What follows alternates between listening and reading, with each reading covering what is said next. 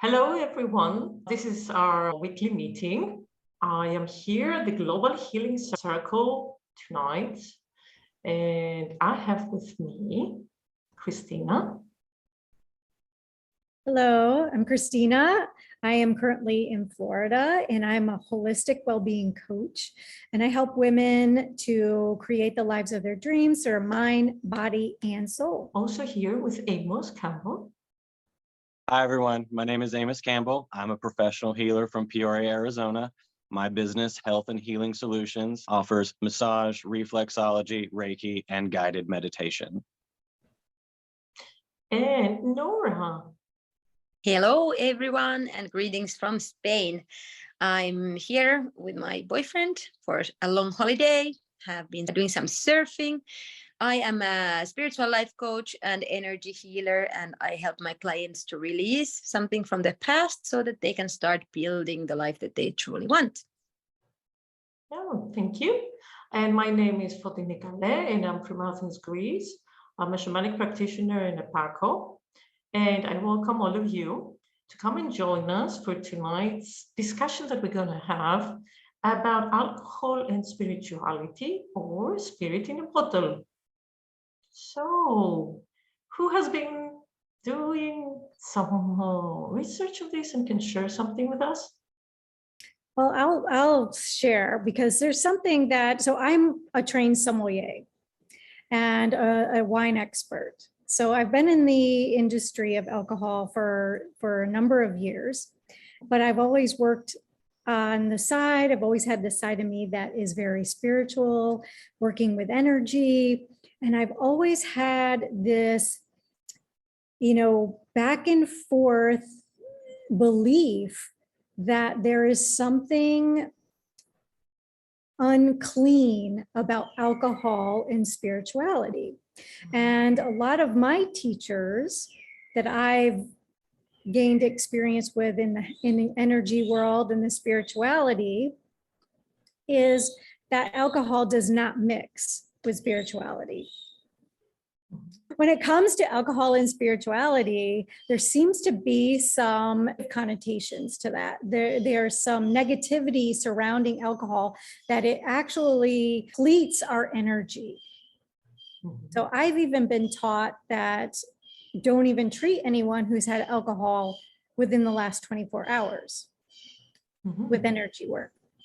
So I kind of was on this path because what I know from alcohol in my research in the wine industry is that, back through history, alcohol is actually safer than water. So most people during the time of Jesus, and Jesus is known to drink wine because water was not safe to drink. And it seems kind of have shifted where alcohol or wine is actually looked at as the unsafe and the water is what we should be drinking. So I just find that really, really interesting. But what is anybody else? What's their take on it? Well, I've always found alcohol to have a very much a shamanic origin. The very early, like we're talking early, like we're Pangea time when like South America and Africa were still a thing. And right at the time when right before they split, like the Homo erectus, the Homo sapiens across these great plains, hunting in these original groups. And then they were watching the elephants around the trees and the fruits that had fallen and fermented a little bit and watching them eat and then watching them have a very good time. I think that's probably where they got the first idea, and then collecting some fruit in the first clay pots, letting it ferment. And of course, it's a safer liquid than any stagnant water you can find out on the hunt. And it's fun. So I think it has a shamanic origin. I come from alcohol from a healing place. I grew up with an exceptionally alcoholic father. So the abuse aspect of taking emotions and alcohol, combining them, and then taking them too far is usually where we want to prohibit things. And as far as like with energy work and people who've had alcohol, there is a physical reason why, and it's usually because the next day you tend to have a hangover or you tend to be dehydrated. Alcohol does by nature extract things. We watched Rick Simpson make the Rick Simpson oil for the cancer patients by taking a whole pound of medical marijuana leaves and then just pouring it with rubbing alcohol and leaving it, and then it pulls out all the THC, so it's just pure. So it has its uses. I just think this is about apt. Is it appropriate? And I tend to give a 3-drink limit, a drink for you, a drink for the person who poured it, and a drink for the divinity that you believe in personally. After that, I don't know. I can't have more than 3. I will be on the floor. Hmm. Okay. Yeah, maybe, well, I come from a very similar point of view that I actually, I like to drink wine, and especially red wine. And I feel that 1 glass is great, but I don't like the feeling of being drunk. So I only usually do it for enjoyment and a very small amounts. And what I already also talked before we started recording, that what is really funny that also in Finland we have a culture of beer, a lot of beer. We don't really have wine here. And I visited one castle that is from the 13th century in Turku, in the former capital of Finland. And in this castle, they had like a rank of people, like how the higher in the rank you were, like if you were just working there, or if you were the person who is like in charge, or if you are the head of the guards, or if you are the king or whatever, those people based on the rank on the higher level could drink more. So that was also funny that you could sit on your throne and just like be wasted every day. Yes.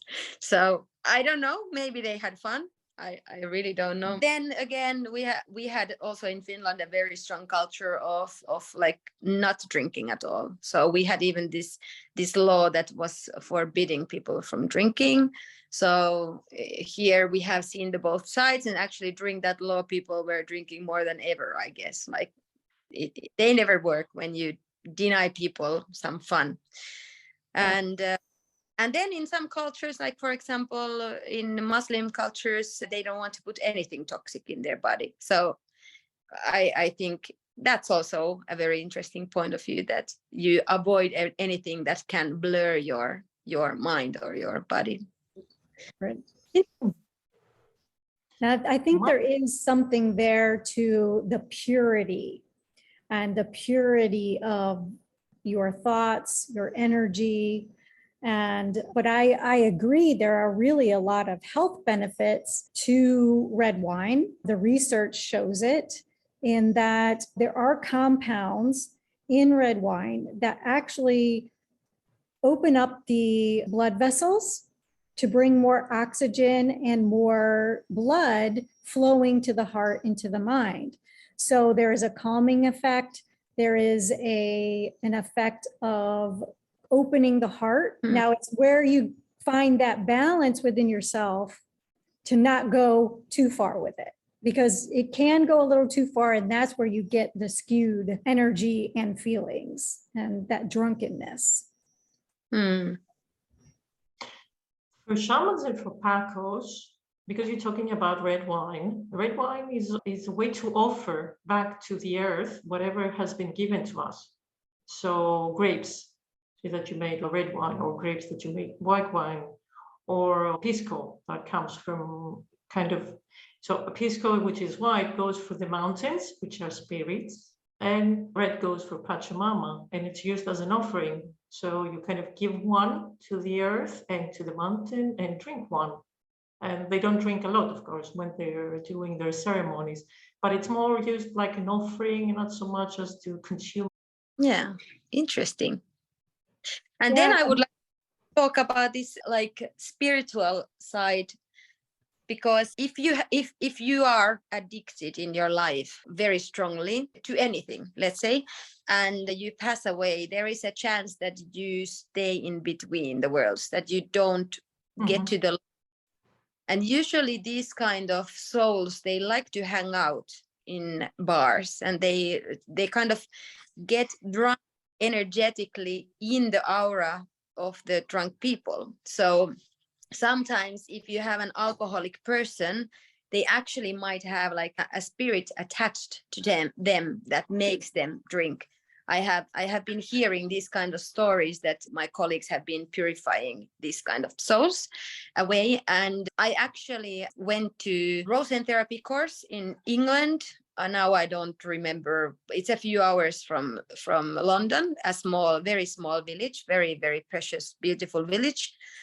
And there was a local bar, and the bartender even said that, yeah, here is this, I don't know, Steve, maybe it was called Steve, like this Steve that it's hanging out here, like we hear him every night, that it's an old drunk that died a few years ago, but he's still in this bar. And they have their bedroom on top of the bar. It's this kind of house where you have the bar downstairs and they live upstairs. So they hear this Steve still there doing the nights. They really talk about that these phenomenon, that it's a big phenomenon.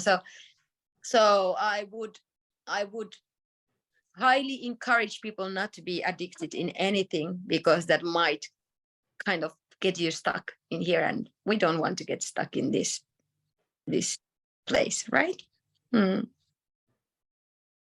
is also an issue about people, what Nora is saying, that a person who has passed to, if they have passed, but it's kind of connected to a person like a relative, a grandmother, grandfather, or something, it's very easy to attach to the living person if they don't want to move on. So sometimes if somebody starts drinking without doing it before, after someone passes away, this is a sign that there is something going on. So Yeah, that needs some kind of clearing to come out. yes. That's really interesting, because I haven't heard of it that way.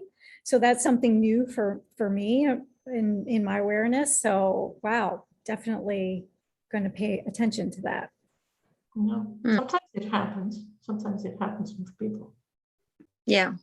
Alcohol goes like to almost every culture, every ritual, ultimately every religion. Like it's part of a fundamental part of communion with the Catholic Church. They have their cracker, their little bit of wine, and the legend of the color of amethyst is actually tied to wine and the Greek god Bacchus or Dionysus. There was an issue with one of his parties, and one of his followers was killed, and he was very, very devastated. And there was like an empty, clear crystal, and he poured out the last of his purple wine. And that's why amethyst has its purple color. And it's also supposed to help people in the sobering process. It's really common for AA, Alcoholics Anonymous people, to at some point, usually in the first 30 days, to be given a piece of amethyst, because it by nature is supposed to help people stay sober. Nice to know. Okay, so any tips that you want to share from your experience or from your knowledge? I think that everything in moderation, right? And this goes for even meditation.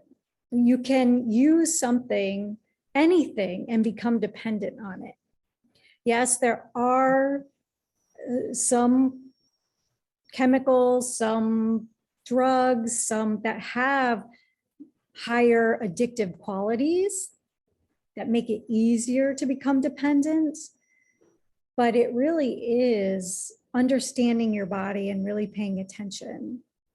So, and I'm not saying that wine should be used every day, that's not what I'm saying. I'm saying it's okay to use it in spiritual practices and in small amounts. Yeah, I could say that I like very much the idea of the Chinese medicine, that anything is toxic in big amounts. So you can Yes. enjoy and just the balance between it, and don't take anything too far. And I am gonna keep drinking my one glass of red wine every now and then, because I enjoy it. It's very tasty, and I think it's actually good for me. Well, I'm going to still take my NyQuil when I don't feel good. And NyQuil has a little bit of alcohol in it. Like, in small amounts, anything can be good. Mhm. Okay, I was thinking about this message that I found in the Chinese biscuit. Every excess becomes a vice. So that would definitely go for alcohol. So like keep it in a way that we can share it with other people and enjoy ourselves, and like sharing emotions and coming into a good and nice feeling, but keep the balance also and keep being in the here and now without losing someone. So that's it for this meeting. Thank you, everyone. We hope that you have enjoyed our discussion, and see you next time. Bye. Bye. Bye.